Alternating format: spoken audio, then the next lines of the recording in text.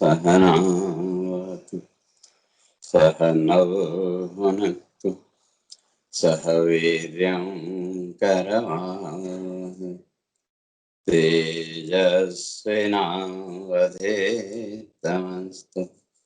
मा विद्विषावहै। ओम शांति शांति शांति। शंकरं शंकराचार्यं केशवं बादरायणं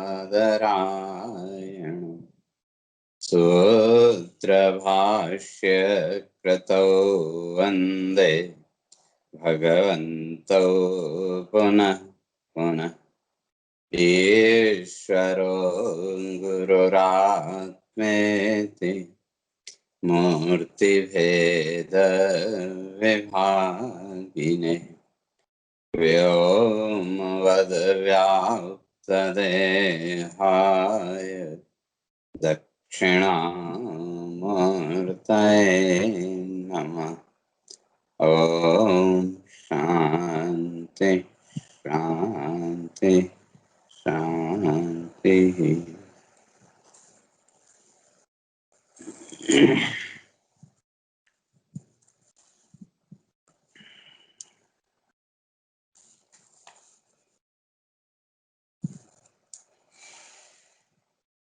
तो विचार चल रहा था, भगवान कर्म के महत्व को स्पष्ट करके आए थे। इसलिए कर्म तो करना चाहिए, अपना जो कर्तव्य कर्म है वो करना चाहिए। या यूं कहें कि वे शास्त्र विहित जो कर्म, शास्त्रों ने जिन कर्मों का विधान किया उन कर्मों का पालन तो हर एक व्यक्ति को करना चाहिए। इसलिए भगवान वहां इस बात को स्पष्ट करके, अगर मैं कर्म करना छोड़ दूं तो सारे संसार की व्यवस्था छिन्न भिन्न हो जाएगी और मेरा कोई इन कर्मों से फलासक्ति नहीं है। मुझे कोई फल चाहिए ऐसा नहीं, लेकिन फिर भी मैं कर्म करता हूँ। और अगर मैं कर्म नहीं करूंगा, संकरस्य च कर्ता स्याम उपन्यामिमा प्रजा, तो भगवान कहते हैं कि फिर जो वर्ण संकर सब मिक्स हो जाए, जो कर्म व्यवस्था है वो छिन्न भिन्न हो जाएगी, वो नष्ट हो जाएगी। और जब कर्म व्यवस्था नष्ट होगी तो संसार की व्यवस्था भी नष्ट हो जाएगी। इसलिए लोक संग्रहार्थ, इसलिए मैं कर्म करता हूँ वो किसके लिए? लोक संग्रहार्थ, लोक संग्रह के लिए। तो इसी तरह से जो विचारशील व्यक्ति है का उसको भी इस फलाशक्ति से ऊपर उठ करके लोक संग्रह के लिए अपने कर्तव्य कर्मों का पालन करना चाहिए। तो अब प्रश्न उठा तो भगवान या किसी के मन में, या जैसे कल भी चर्चा करके आए थे, लोग कहते हैं कि भाई आप तो समर्थ हैं, आप तो ये कर सकते हैं, या ईश्वर तो समर्थ है, या जो बड़े बड़े सिद्ध महापुरुष हुए हम कहते हैं कि नहीं वो तो बड़े सिद्ध महापुरुष हैं, वो ये कर सकते, हम नहीं कर सकते। तो ये हमने अपने अंदर ये एक तरह का न्यूनता का भाव,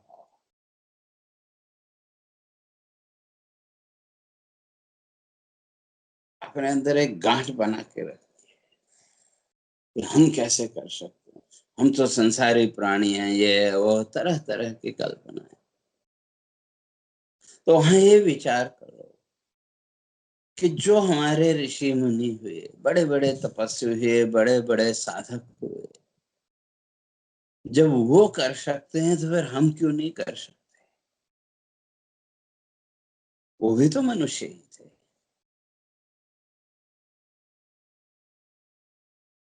जिन्होंने कर्म की आसक्ति से मुक्त होकर के कर्म किए और कर्मणेव ही संसिद्धि, उस कर्म के द्वारा ही जीवन में उन सिद्धियों की प्राप्ति की। तो वो जो महापुरुष जब वो कर सकते हैं तो फिर हम क्यों नहीं कर सकते? ये दृढ़ता अपने अंदर लानी पड़ेगी। और अगर अपने अंदर यही भाव रखा कि हम तो जीव हैं, हम तो अज्ञानी हैं, हम कैसे कर सकते हैं ये हो, तो इस संसार के मोह के बंधन से बाहर नहीं निकल सकते। तो ये जो संशय है, ये जो गांठ है मन की, इस गांठ को खोलने के लिए भगवान आगे स्पष्ट करते हैं, सक्ता कर्मण्य विद्वांसो यथा कुर्वन्ति भारत, कुर्याद् विद्वांस तथा सक्तः चिकीर्षुः लोक संग्रहम्। यथा अविद्वांसो, जो अज्ञानी, अज्ञानी का अर्थ ज्ञान न होना ऐसा नहीं, बल्कि उल्टा ज्ञान। जो जैसा है ही नहीं उसको वैसा मान लेना, उसी का नाम अज्ञान है।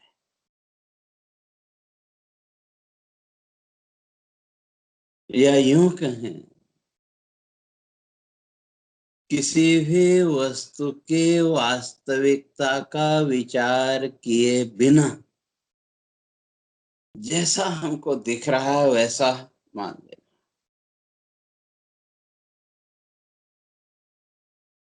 और जो कुछ भी हमारा संसार ज्ञान, शास्त्रकार कहते हैं ये संसार ज्ञान भी झूठा है।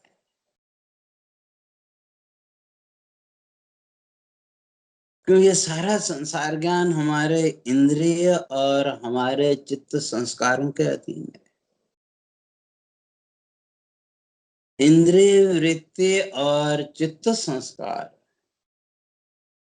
इन दोनों के योग के बिना संसार की वस्तुओं का ज्ञान नहीं हो सकता।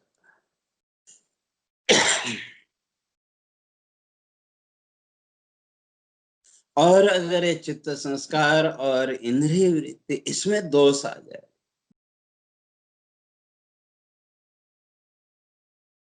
तो वस्तु कुछ की कुछ दिखने लगे।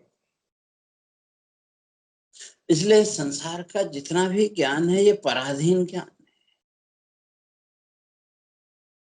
इस संसार के ज्ञान के लिए हमें अपनी इंद्रिय और अपने चित्त संस्कारों के अधीन होना पड़ता है।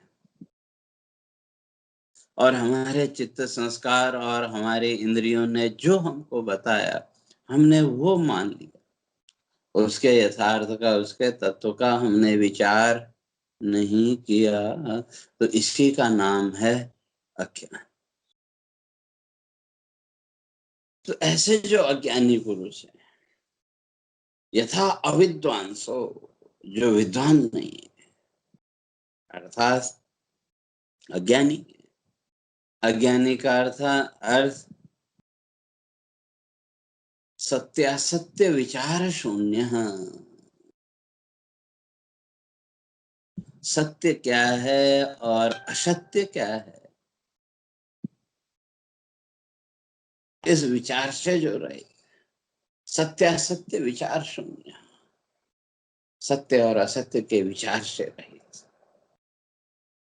तो ऐसे जो सत्य और असत्य के विचार से रहित जो प्राणी है वो कैसे होते हैं? कहते हैं कर्मणि सक्ता, वो कर्म कर रहे हैं। कर्म तो हर एक को करना पड़ेगा। और पहले भी इस बात की चर्चा करके आए थे कि हमारा जो प्रारब्ध है, चाहे वो सुख रूप हो चाहे दुख रूप,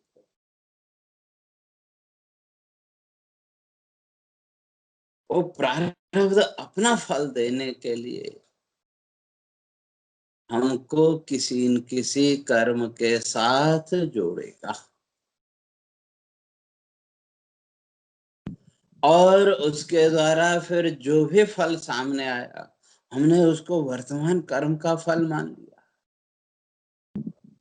परंतु ऐसा है नहीं। वर्तमान कर्म तो उसका एक निमित्त मात्र, और जो अज्ञानी जीव है बस वो उस निमित्त को पकड़ के बैठ गया। जिस निमित्त के माध्यम से हमको दुख मिला उसके प्रति द्वेष, और जिससे हमको सुख मिला उसके प्रति राग, राग द्वेषात्मक वृत्ति जीवन में प्रकट हो गई। लेकिन जो विचारशील व्यक्ति है वो इस राग द्वेष से ऊपर उठ के फिर अपना कर्तव्य कर्म करता है। भगवान वही यहाँ कह रहे हैं, अविद्वांसो यथा कर्मणि सक्ता। अज्ञानी जो है जैसे कर्मणि सक्ता, जैसे वो कर्म के साथ आसक्त हैं, जुड़े हुए हैं। क्यों? कर्म और फिर उस कर्म का फल, और उस कर्म फल की इच्छा ने फिर हमारे अंदर नए संकल्पों को प्रकट किया, और उन नए संकल्पों ने हमारे चित्त के संस्कार बनाए, और उन चित्त संस्कारों ने फिर हमको उस नए कर्म की ओर प्रवृत्त किया। तो इस तरह से कर्म और ये कर्म फल का जो बंधन है, जो चक्र है, ये चक्र शुरू हो। और वो चक्र कैसा है तो पंचदशी कार्य स्पष्ट करते हैं। कुर्वते कर्म भोगाय कर्म कर्तुं च भुंजते, नद्यां कीट इव आवर्ताद आवर्तांतरमदेषु ते। ते कुर्वते कर्म भोगाय, जो अज्ञानी जीव है वो कर्म करता है किसके लिए? भोगाय, भोग के लिए। और ये सुख और दुख, यही हमारा प्रारब्ध भोग है। चाहे प्रारब्ध कहें, भाग्य कहें, इसमें केवल दो चीजें हैं, सुख और दुख। क्योंकि इस संसार में सुख और दुख, इन दो फलों के अतिरिक्त और कुछ है ही।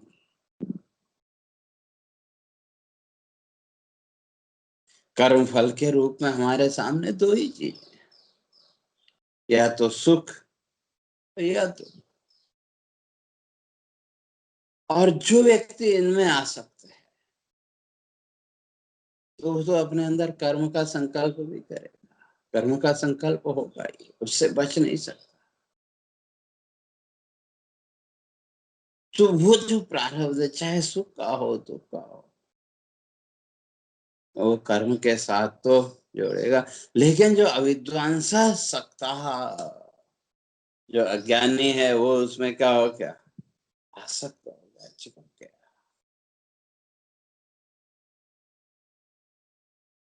और जब चिपक गया तो फिर वही चक्र उसका जल पड़ा, अर्थात आसक्ति से युक्त हो।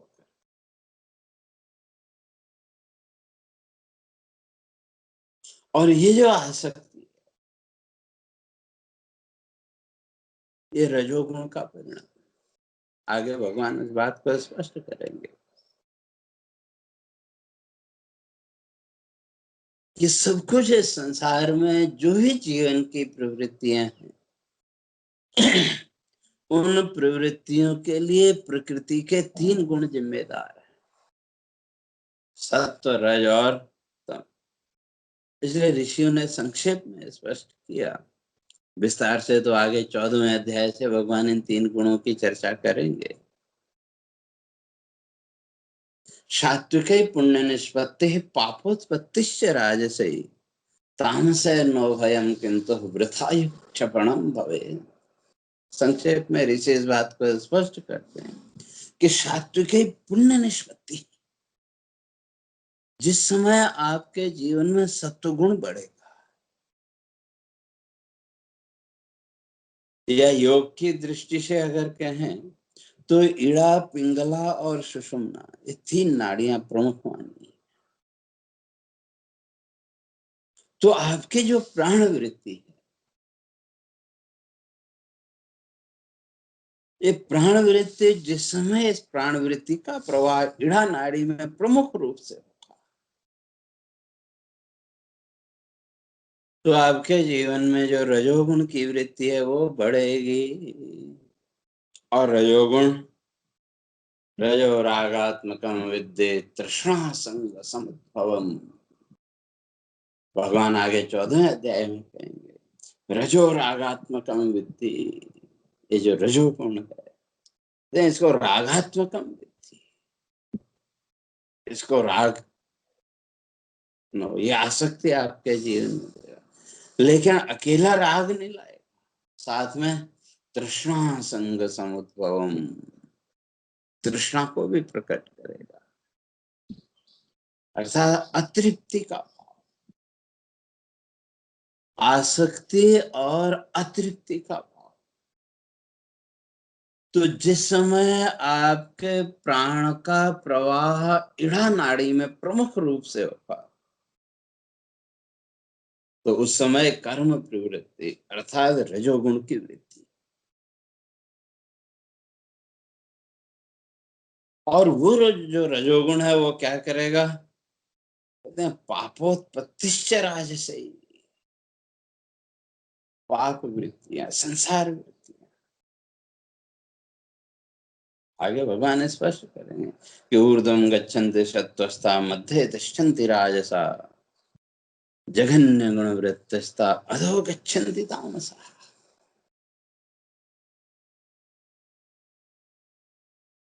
जो रजोगुण की जो वृत्ति है मध्य तिष्ठन्ति, और बीच में, अर्थात यही मनुष्य लोग इसी संसार के वैभव, इसी संसार के बंधन में वो बंधा रहे। तो वो जो रजोगुण की वृत्ति है, वो रजोगुण की वृत्ति आपके जीवन में आसक्ति को लाएगी, और उसके साथ साथ तृष्णा संग समुद्भवम, तृष्णा का उद्भव, अतृप्ति का भाव आपके जीवन में आएगा, और सात्विक पुण्य निष्पत्ति ही। तो जब सत्वगुण बढ़ेगा तो पुण्य निष्पत्ति ही, भगवान कहते हैं पुण्य, पुण्य निष्पत्ति, उस समय आपके जीवन में पुण्य वृत्ति है, ज्ञान वृत्ति, यह है सुषुम्ना पथ।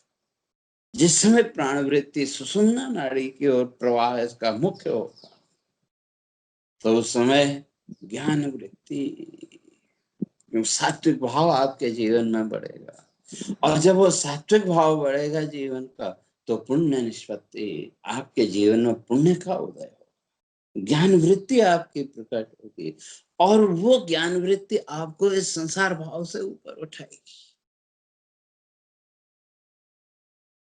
और जब तमोगुण बढ़ा, प्रमाद आलस्य निद्रा, तो जिस समय आपके प्राण का प्रवाह पिंगला नाड़ी में प्रमुख रूप से हुआ, तो उस समय आलस्य निद्रा भ्रांति। जय महर्षि कहते हैं सात्विके पुण्य निष्पत्ति पापोत्पत्तिश्च राजसी तामसेर्नो भयम किंतु प्रथायु क्षपणम भवेत्। जब तमोगुण आया, तो तमोगुण न आपसे पाप कराएगा और न पुण्य कराएगा, लेकिन प्रथायु क्षपणम भवेत्, व्यर्थ में आयु का क्षय, आयु क्षय वो कराएगा। तो इसलिए जो अज्ञानी व्यक्ति है वो अपने जीवन में रजोगुण को बढ़ाता है,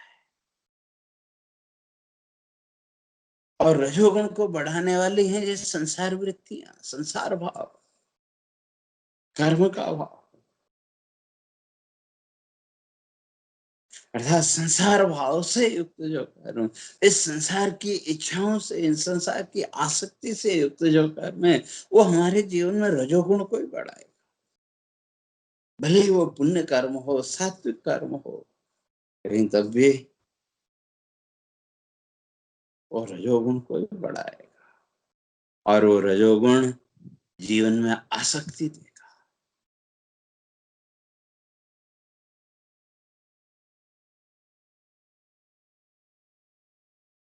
तो इसलिए भगवान कहते हैं जो संसारी प्राणी है अविद्वांस हो, जो विचार करना ही नहीं चाहता। यह चर्चा करके आए थे, सत्यासत्य विचार संज्ञा, जो सत्य और असत्य उसका विचार करने के लिए तैयार ही नहीं है। केवल जो इस संसार के दृश्य प्रपंच को ही सच्चा मान के बैठे।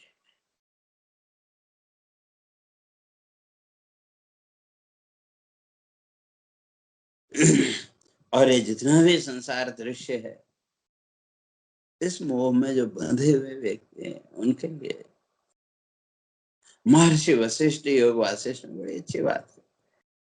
वो कहते हैं सम्मेलनम च विरहो नराणाम समुद्र फेनवत।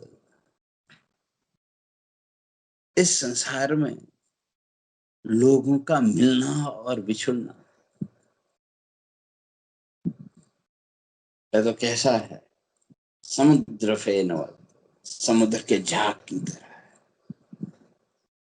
यह वहीं स्पष्ट किया, लीला यौवन लालसा जल रह काय क्षणा पायवान।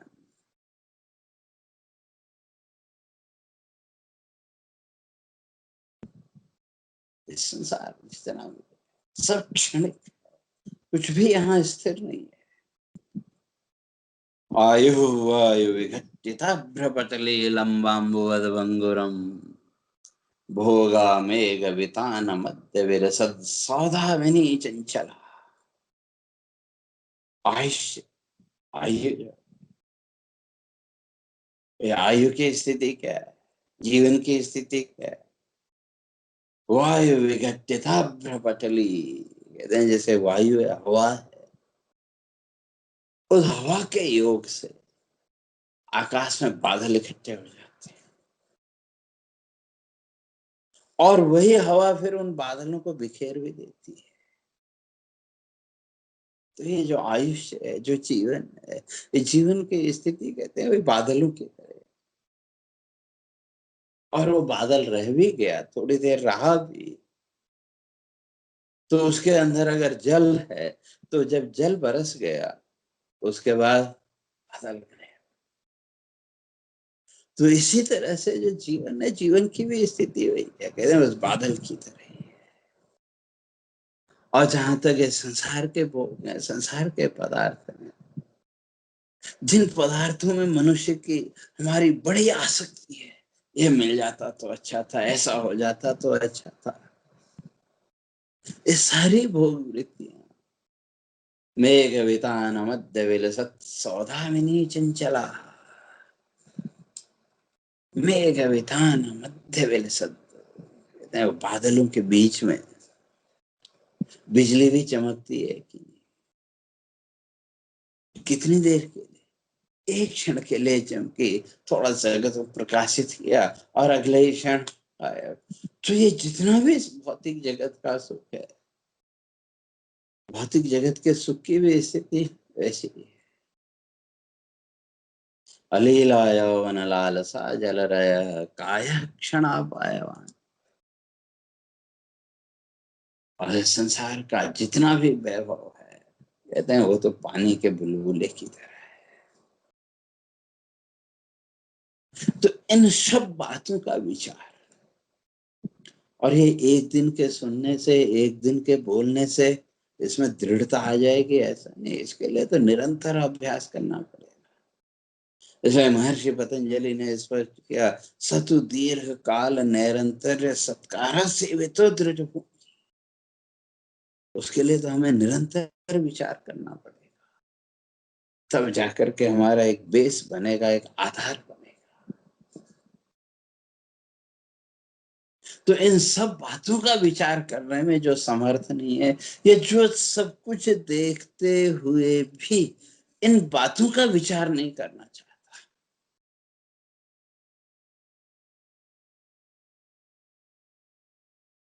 तो ऐसा जो प्राणी है वो कौन, अविद्वांस हो, वो अज्ञानी है।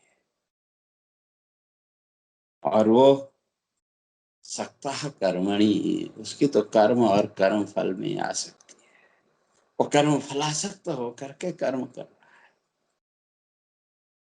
तो कर्म तो कर। तो जिस तरह से अज्ञानी कर्म फल में आसक्त होकर के अपने जीवन के कर्तव्य कर्मों को कर रहा है, उसी तरह से कुर्याद विद्वांस तथा सक्तः चिकीर्षो लोक संग्रह, जो विद्वान है, जो विचारशील व्यक्ति, कर्म तो उसको भी वैसे ही करने चाहिए, लेकिन चित्त की स्थिति में अंतर। जो अज्ञानी है वो सख्त है, वो उसमें अटैचमेंट के साथ फलाशक्ति को पकड़ के बैठा है, और जो विद्वान है, जो विचारशील व्यक्ति है, कहते हैं चिकीर्षु लोक संग्रहम।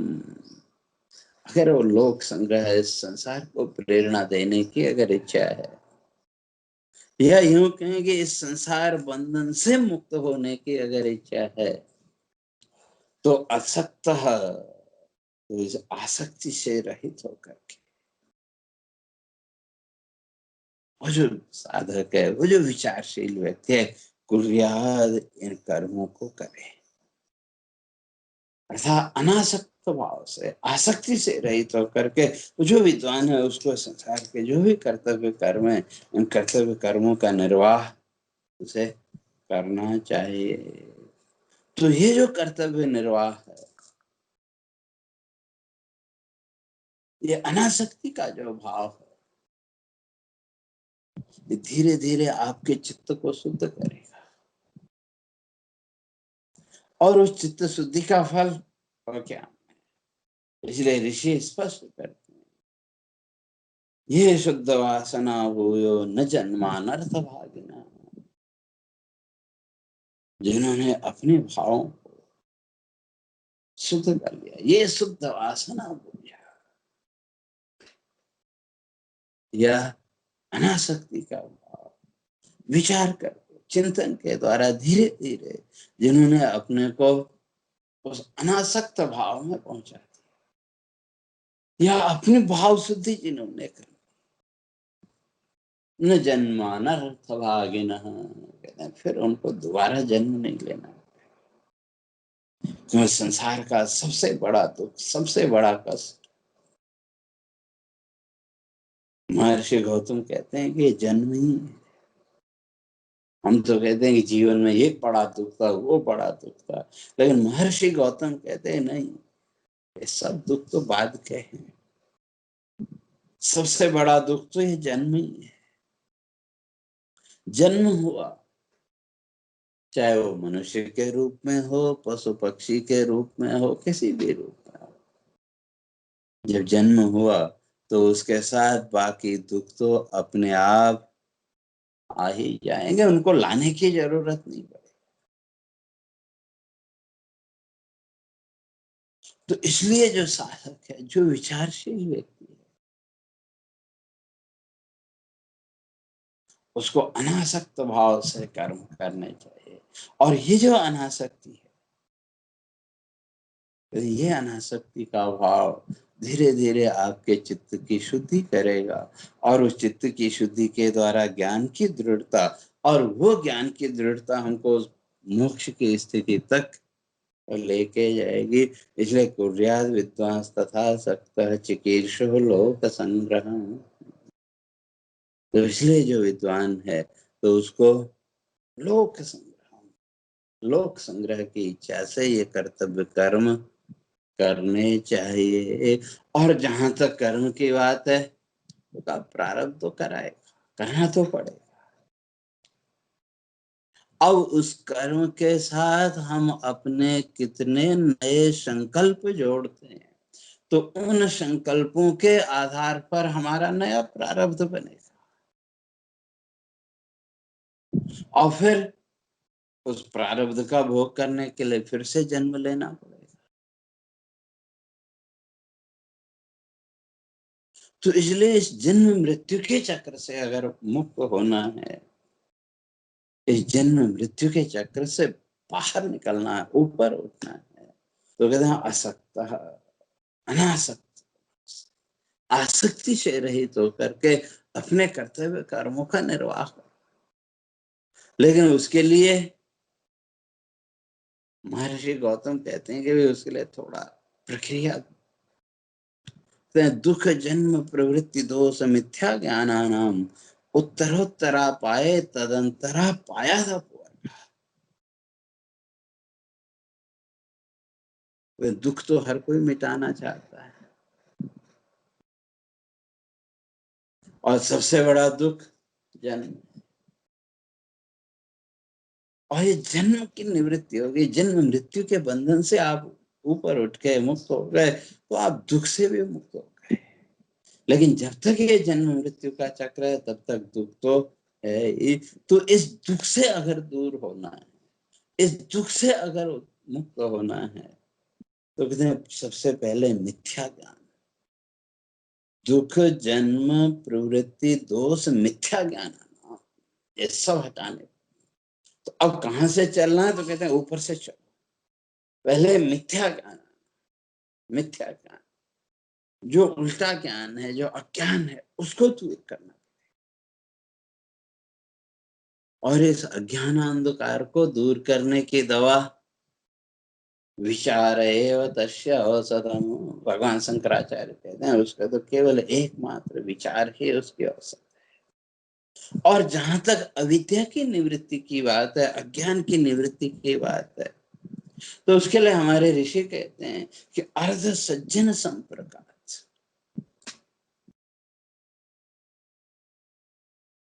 किसी संत महापुरुष के संपर्क में आप आए, किसी तत्वज्ञानी महापुरुष के संपर्क में आप आए, आपकी आधे अज्ञान का तो नाश हो गया, आपकी आधी अविद्या दूर हो गई।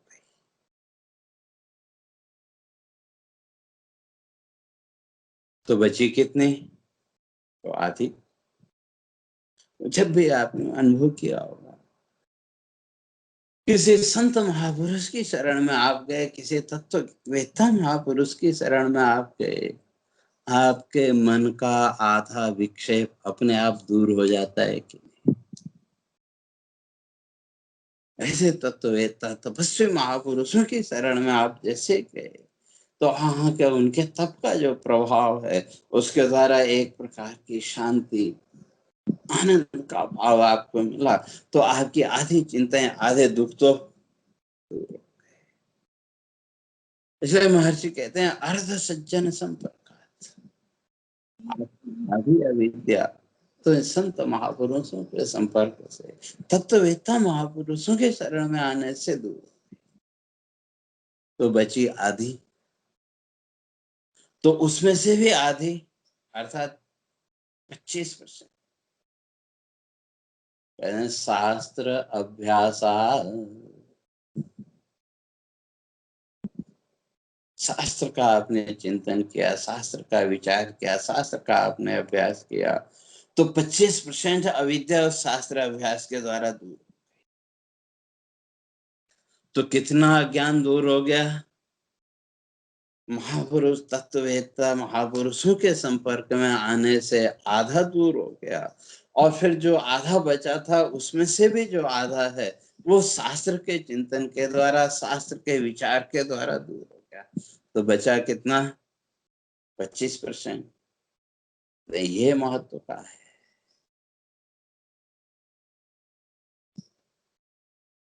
शेषम तो स्वप्रयत्नतः, ये जो 25% अविद्या है, 25% जो जीवन में अज्ञान है, ये तो अपने प्रयास के द्वारा ही हटाना पड़ेगा। और अगर ये 25% हमने नहीं हटाया, इसके लिए हमने प्रयास नहीं किया, तो 75% की कोई वैल्यू नहीं है। ये 75% जो अविद्या हट गई थी, इसकी कोई वैल्यू नहीं। तो कहने का तात्पर्य है कि अगर इस अज्ञान के अंधकार से, इस जन्म मृत्यु के बंधन से हमको बाहर निकलना है, बहुत ज्यादा प्रयत्न की जरूरत नहीं है। वो 100% एफर्ट चाहिए, वो जरूरी नहीं है। हमारे ऋषि कहते हैं केवल 25%, 25% आप अपना प्रयत्न करो। और वो प्रयत्न किसके लिए? पहले मिथ्या ज्ञान आना। जो मिथ्या ज्ञान है, उल्टा ज्ञान है, जो अज्ञान है, उस अज्ञान की निवृत्ति के लिए।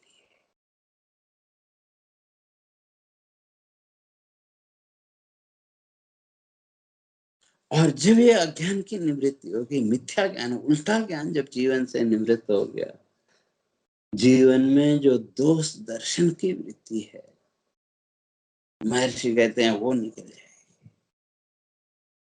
और जब गुण दोष की वृत्ति निकल गई तो जीवन की जो प्रवृत्तियां हैं, जीवन में जो नए नए संकल्प करने की हमारी प्रवृत्ति है, कहते हैं वो हट जाएगी। और जब प्रवृत्ति नहीं है, किसी प्रकार का नया संकल्प ही नहीं है, वो अभ्यास हमारा हो गया, जो सहज भाव से, साक्षी भाव से उसको देखना, तो फिर जीवन के अंतिम क्षण में किसका संकल्प करेंगे? संकल्प ही नहीं होगा, क्योंकि जब कोई प्रवृत्ति रही ही नहीं, साक्षी भाव में हमने अपने आप को स्थिर कर लिया। तो इसलिए दुख जन्म प्रवृत्ति दोष मिथ्या ज्ञान होना। तो पहले मिथ्या ज्ञान, उल्टा ज्ञान जो है, उसकी निवृत्ति, उसको दूर करना, अर्थात यथार्थ ज्ञान, वास्तविकता का बोध, और वो स्वप्रयत्नतः शास्त्र अभ्यास, शास्त्र के अभ्यास और स्वयं के प्रयास के द्वारा ही हो। तो जब शास्त्र का अभ्यास और स्वयं का प्रयास, स्वयं का प्रयास का अर्थ निधिध्यासन, तो उसके द्वारा जब ये मिथ्या ज्ञान, उल्टा ज्ञान निवृत्त हो गया, कहते हैं दोष दृष्टि, गुण दोष की जो दृष्टि है जीवन में से, वो भी निकल जाएगी। और जब वो गुण दोष दृष्टि ही निकल गई, तो फिर प्रवृत्ति किसके लिए संकल्प करेंगे? अभी तक तो हम जो भी संकल्प करते हैं, तो उसके पीछे वही गुण दोष की वृत्ति बैठी हुई है। तो जब गुण दोष वृत्ति निकल गई, तो संकल्प भी समाप्त हो गया, संकल्प भी निवृत्त हो गया।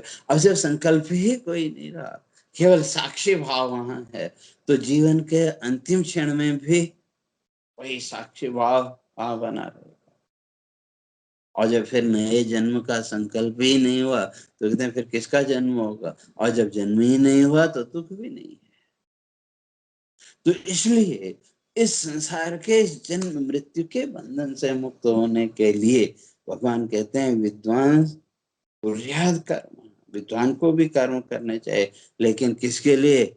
लोक संग्रह, लोक संग्रह के लिए, इस लोक को प्रेरणा देने के लिए। तो जब वो उस तरह से अनासक्त, आसक्ति से रहित होकर के जब वो कर्म करेगा, तो धीरे धीरे वो इस संसार के कर्म बंधन से मुक्त हो जाएगा। तो तब प्रश्न है, फिर सब ये आत्मज्ञान की और सबकी प्रवृत्ति क्यों नहीं होती है? सबको आत्मज्ञान की प्रेरणा देनी चाहिए, भगवान कहते हैं नहीं, वो भी ठीक नहीं है। इसलिए न बुद्धि वेदम जनयेद अज्ञानम कर्म संगिनाम, जो से सर्व कर्माणि विद्वान युक्त समाचार।